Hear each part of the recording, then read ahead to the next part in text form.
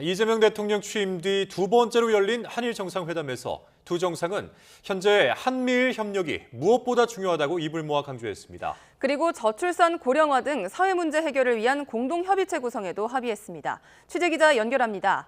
홍민기 기자, 한일 정상회담 발표 내용 먼저 전해주시죠. 네, 일본 도쿄에서 열린 한일 정상회담은 오늘 저녁 6시 51분쯤 끝났습니다. 이어 이재명 대통령과 이시바 총리가 공동 언론 발표에 나섰는데요. 양국 정상은 먼저 한일 협력이 무엇보다 중요한 시점이라고 입을 모아 강조했습니다.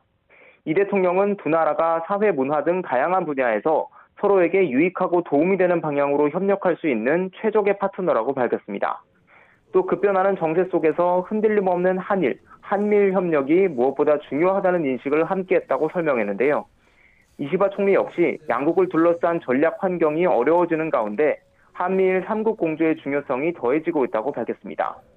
또 어려운 시대인 만큼 양국 정부와 국민이 손을 맞잡고 더 나은 미래를 향해 함께 걸어가자고 말했는데요.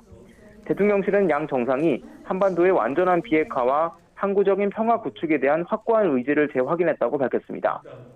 이 대통령은 격식에 얽매이지 않고 수시로 방문하는 셔틀 외교가 새로운 모델로 정착되길 바란다고 말했고, 이시바 총리 또한 셔틀 외교가 시작된 것을 환영한다고 말하는 등 양국 관계 회복에 대한 의지도 공통으로 언급됐습니다.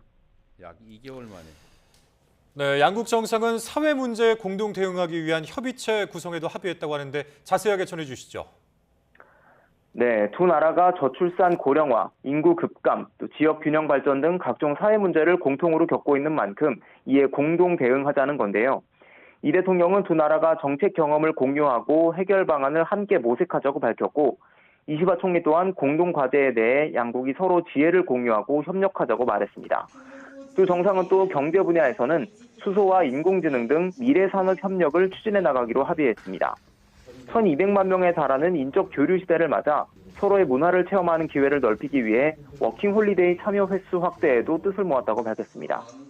이번 공동선언 발표에선 일본의 과거사 문제에 대한 직접 언급은 없었는데요. 다만 이시바 총리는 공동선언문을 통해 과거사 문제에 대한 일본의 반성을 명시한 지난 1998년 김대중 오부치 선언을 포함해 역대 내각의 입장을 계승하고 있다고 언급했습니다. 오늘 정상회담은 소인수 회담과 확대 회담을 합쳐 모두 113분 정도 진행됐는데 예정됐던 시간보다 길어졌던 것으로 알려졌습니다. 이 대통령과 이시바 총리는 이후 자리를 옮겨 만찬을 함께하는 등 친교 일정을 진행합니다. 지금까지 용산 대통령실에서 전해드렸습니다.